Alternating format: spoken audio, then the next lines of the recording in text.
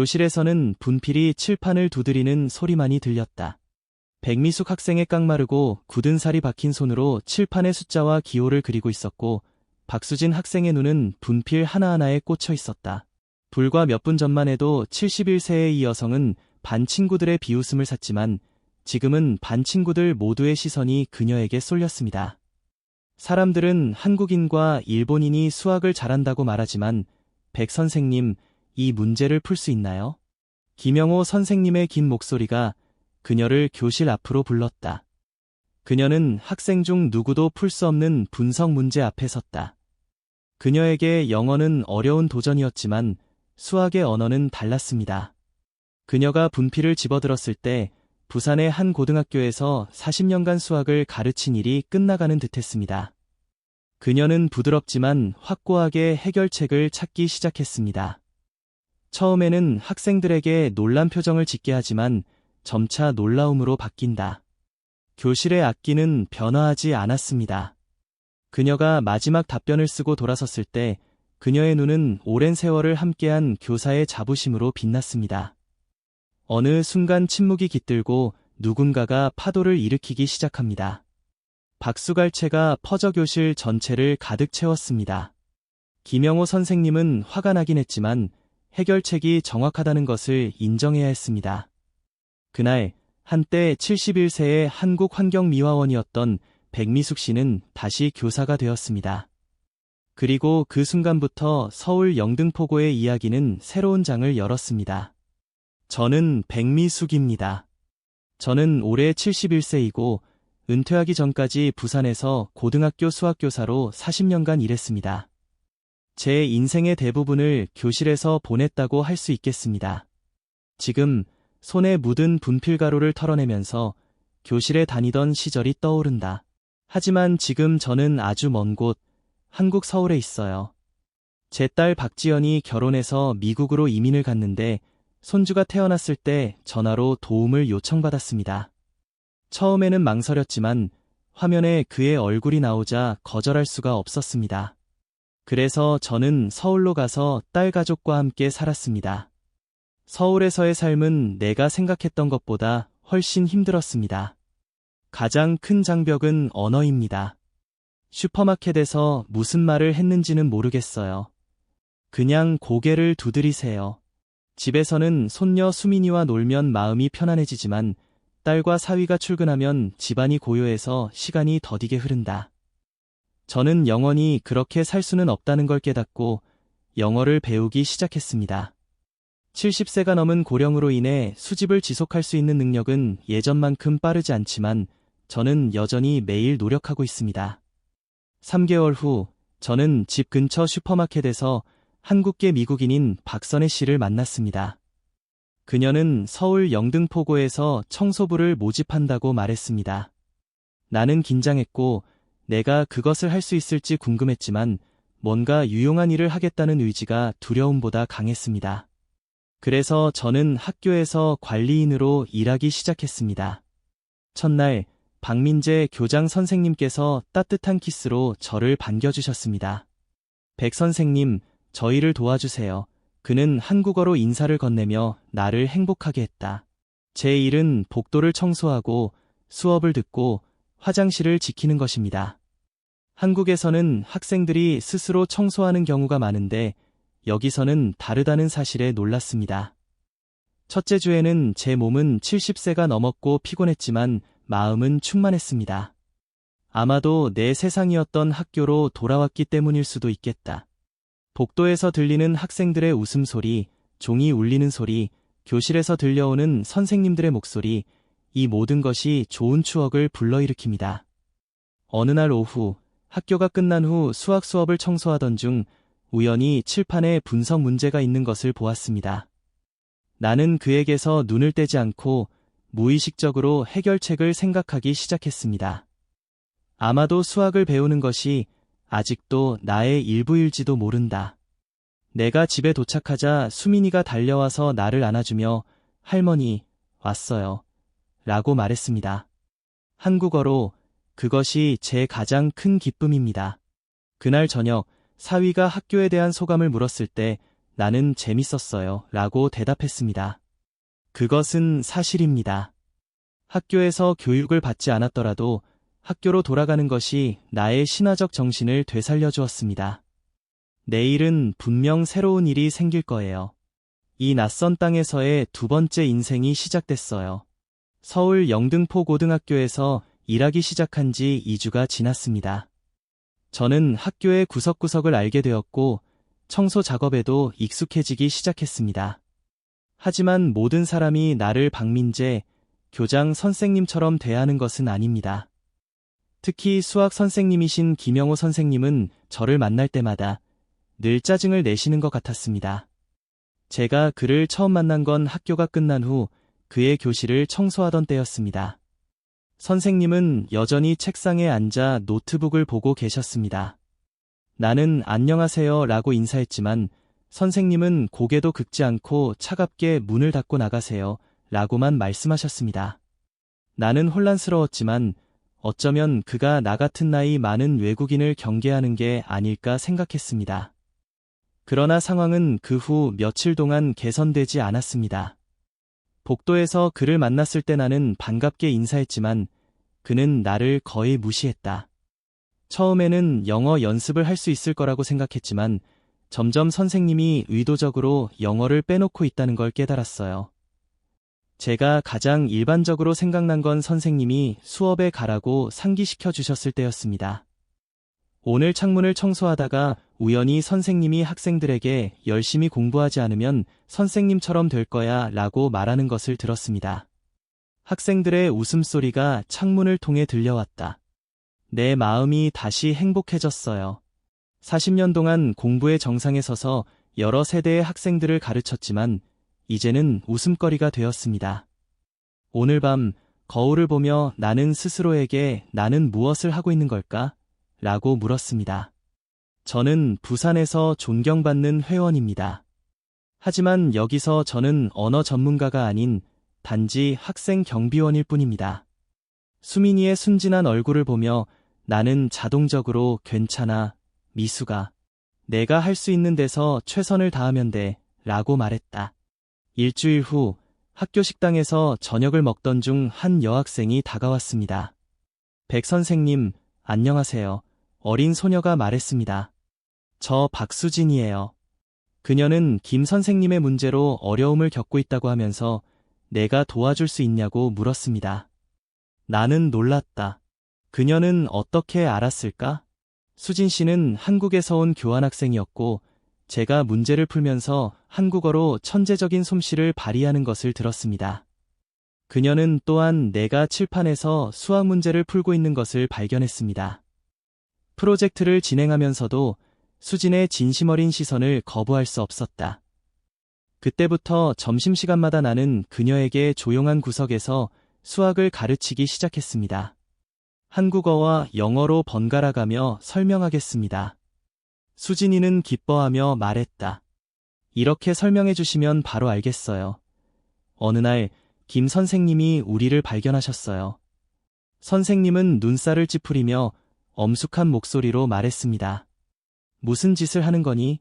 수진이는 좋아요를 정의하려고 했지만 선생님은 듣지 않으셨어요. 당신의 임무는 청소하는 것입니다. 학생들에게 잘못된 지식을 전수하지 마십시오. 가슴이 아프다. 집에 도착하자마자 나는 며칠 만에 처음으로 울었다.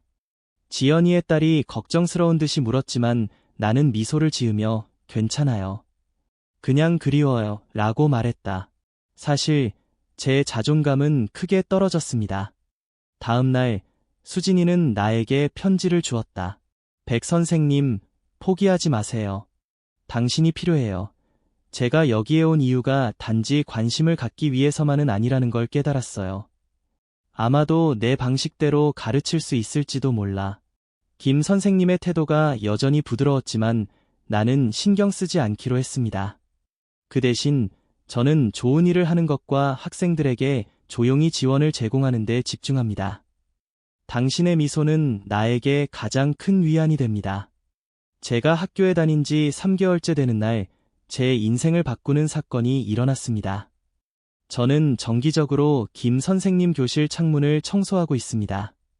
그 수업은 분석에 관한 것이었고 학생들이 어려운 문제에 스트레스를 받는 모습을 보았습니다. 김 선생님은 책상에 복잡한 분석을 적었는데 지난주에 그의 학생 대부분이 틀린 답을 적었습니다. 누가 이 문제를 해결하고 싶어? 선생님이 물었어요. 조용한 교실. 손이 있는 사람은 없습니다. 김 선생님은 눈살을 찌푸리며 진지한 목소리로 말했다. 정말 아무도. 이 정도도 이해하지 못하면 아무것도 할 수 없어. 클래스가 증가할수록 파워가 커집니다. 내 손은 끊임없이 창문을 닫고 있어요. 마지막 문제가 눈에 띄었습니다. 기본적 분석을 사용하면 어렵지 않습니다. 바로 그때 김 선생님이 나를 바라보셨습니다. 그의 눈에 이상한 빛이 번쩍였다. 아, 백 선생님이 오셨어요. 한국 사람들은 수학을 잘하는데 풀 수 있나요? 수업 시간에 웃음이 터져나왔다. 몇몇 학생들은 나를 가리키며 킥킥거렸다. 치과위생사인 할머니가 이런 난제를 어떻게 해결할 수 있을까? 나는 심장이 쿵쾅거리는 것을 느꼈다. 반복되는 비율로서의 시간. 내 머리는 여러 생각으로 빙빙 돌았다. 탈출인가? 표적인가? 나는 잠깐 그것에 대해 생각했지만 무언가가 나를 강요했습니다. 교사로서 40년을 보낸 것에 대한 자부심인가요? 나는 걸레를 내려놓고 교실 문으로 걸어갔다. 내가 문을 열고 안으로 들어가자 모든 사람의 눈이 나에게 쏠렸다. 김 선생님은 놀랐습니다. 제가 그냥 지나가던 길이었나 봅니다. 당신은 정말로 정의되었나요? 그의 목소리는 약간 떨렸다. 나는 고개를 끄덕이고 칠판으로 걸어갔다. 선생님, 제게 마음의 평화를 주세요. 분필을 잡으면 이상한 느낌이 든다. 오랜만에 옛 친구를 만나는 것과 같습니다. 나는 글을 마쳤고 쓰기 시작했습니다. 저는 영어는 약하지만 수학은 그렇지 않습니다. 저는 기본 분석을 사용하세요 라고 말하며 문제를 단계별로 풀어나갔습니다. 40년의 경험. 수업이 조용해졌습니다. 처음에 웃음은 사라지고 대신 집중이 나타났습니다. 학생들은 각 색깔의 분필을 따라갑니다. 김 씨는 앉아서 집 안으로 깊이 숨을 불어넣었다. 마지막 답을 쓰고 난 뒤 나는 분필을 내려놓고 돌아섰다. 30쌍이 넘는 눈이 나를 바라보았는데 더 이상 진지한 표정이 아니라 놀라움과 안경을 쓴 눈빛이었습니다. 정답은 이렇습니다. 나는 고개를 숙이며 부드럽게 말했다. 한 학생이 손을 든다. 스페인어가 널리 쓰임. 수진이는 미소를 지으며 한국어로 선생님, 정말 훌륭하세요. 라고 외쳤다. 김 선생님은 답을 확인하고 마지못해 맞아요. 라고 인정했다. 그의 눈에서 나는 놀라움과 불편함, 그리고 약간의 부끄러움을 보았습니다. 나는 교실을 나서면서 대답했다. 학생들은 여전히 나를 바라보고 있었는데 눈빛이 달랐다. 다음 날에도 계측기장은 변함없이 그대로였다. 학생들이 나에게 인사를 했고 심지어 환영해주는 학생들도 있었습니다. 박 교장 선생님께서 저를 교장실로 부르셨습니다. 백 선생님, 왜 수학 선생님이었다고 말씀하지 않으셨어요? 나는 놀라서 말을 더듬었다. 그는 학교에 방과 후 프로그램이 있는데 수학을 가르쳐 줄 수 있나요? 라고 제안했습니다. 제가 영어로 프로젝트를 했는데 그는 웃으며 수진이가 통역할 수 있어요. 수진이가 직접 제안했어요. 라고 말했습니다. 동의해요. 저는 여전히 학생 경비원으로 일하고 있었지만 퇴근 후에 공부를 시작했습니다. 학교 첫날 나는 달렸다. 분필을 쥔 내 손은 가볍게 움직였다. 수진이의 도움을 받아 수학은 언어예요. 차근차근 배우세요. 아름다운 이야기 같아요. 라고 설명했습니다. 학생들은 점차 집중력을 높인다. 한 아이가 왜 그래요? 라고 물었습니다. 저는 실을 이용해 그림을 그립니다. 그녀는 미소를 지으며 말했다. 이제 알겠어요. 수업이 끝난 후 몇몇 학생들이 다가와서 선생님, 내일 수업하시나요? 라고 물었습니다. 내 마음은 따뜻해요. 저는 다시 회원이 되었습니다. 일주일이 지나면서 방과 후 수업에 참석하는 학생 수가 늘어났습니다.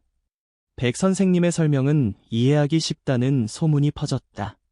수학을 싫어했던 이은지 학생은 마침내 분석이라는 것을 이해하게 됐어요. 라고 말했습니다. 그 기쁨이 나에게 힘을 줍니다. 특히 최은영 학생이 처음 들어왔던 순간이 기억에 남습니다. 그 소녀는 교실 뒤쪽에 앉아 있었고 그녀의 얼굴은 무표정했다. 수업이 끝난 후 그녀는 다가와서 말했다. 청소부에게 별 기대는 안 했어요. 하지만 오늘 수업의 취지를 이해했어요. 나는 웃으며 말했다. 어쩌면 나에게는 다른 관점이 필요할 뿐일지도 몰라요. 점차적으로 교실은 공동체가 됩니다. 언어는 여전히 장벽이지만 학생들이 나를 도와주고 있습니다. 수진과 다른 소녀들은 도움 서비스를 시작합니다. 김 선생님은 여전히 차갑긴 했지만 어느 날 나를 보자 고개를 끄덕이셨습니다. 작지만 의미 있는 변화. 어느 날 한 학생이 선생님, 왜 전업교사가 되지 않으세요? 라고 물었습니다. 부산에서 오랫동안 가르쳐 왔잖아. 이제 다른 방식으로 기여하고 싶어. 모든 직업에는 가치가 있잖아. 라는 생각이 들었습니다. 마치 수학보다 더 큰 교훈을 얻은 듯 그들의 눈은 빛났다. 어느 날 수진이가 달려와서 백 선생님, 큰 일이 생겼어요. 라고 말했습니다. 그녀는 전화와 비디오를 주었다. 정맥스라는 학생이 청소부가 수학 선생님으로 밝혀졌어요. 라는 제목으로 틱톡에 업로드한 김 선생님 수업 시간에 제가 수학 문제를 푸는 장면이었습니다. 이 영상은 100만 회 이상 조회되었습니다. 규정 위반은 아닐까? 걱정이 됐습니다. 수지는 고개를 저으며 댓글을 확인해보세요. 라고 말했다. 칭찬이 많았어요.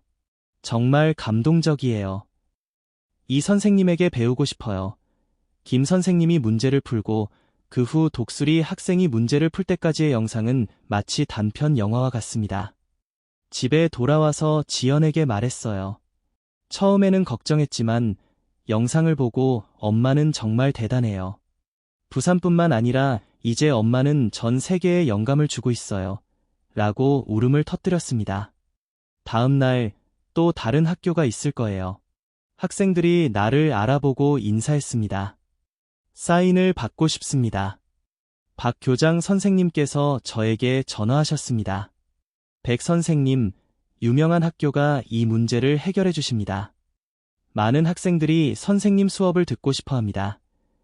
긴 방학 동안 학생들은 수학 문제를 가져와서 질문했습니다.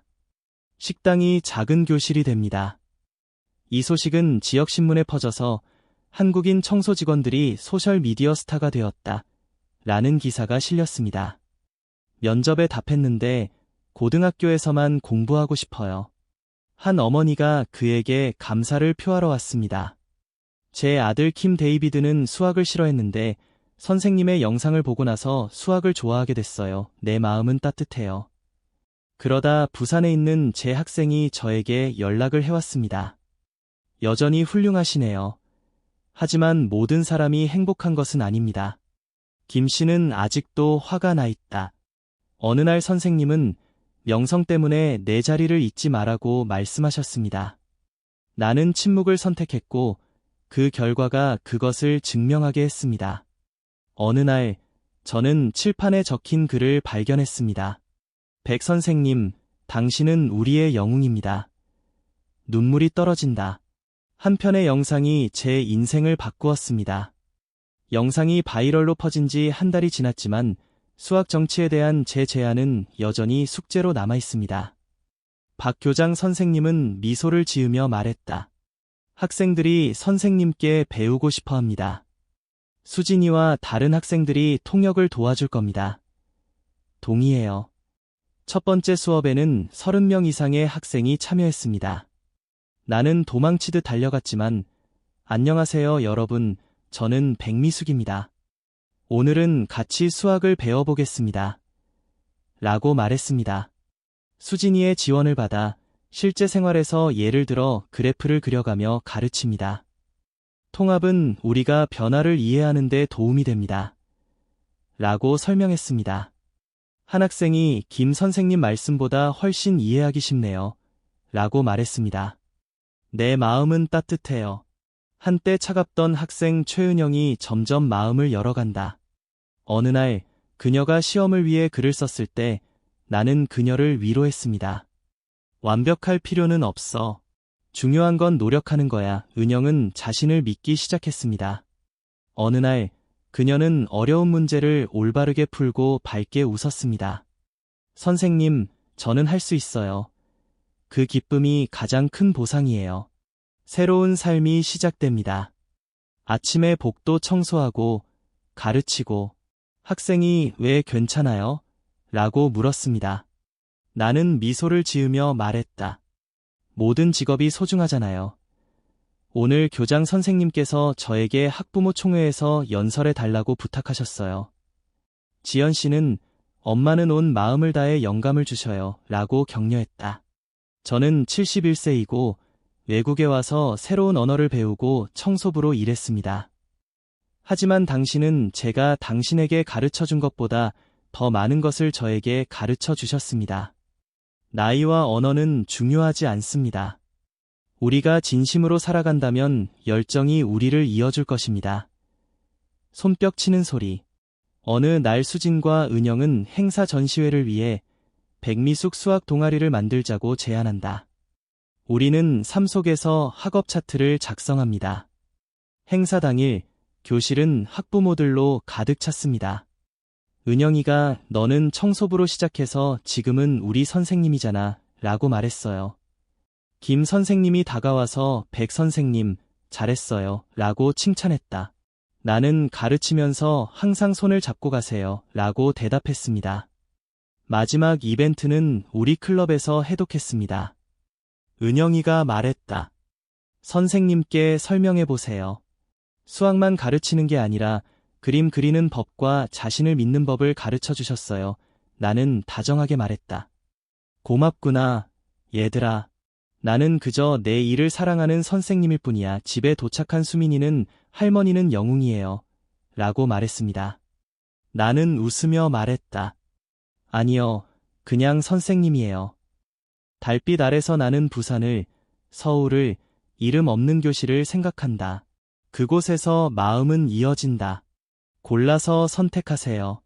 둘 다 가치가 있습니다. 71세에 시작된 나의 두 번째 인생은 예상치 못했지만 멋진 일이었습니다.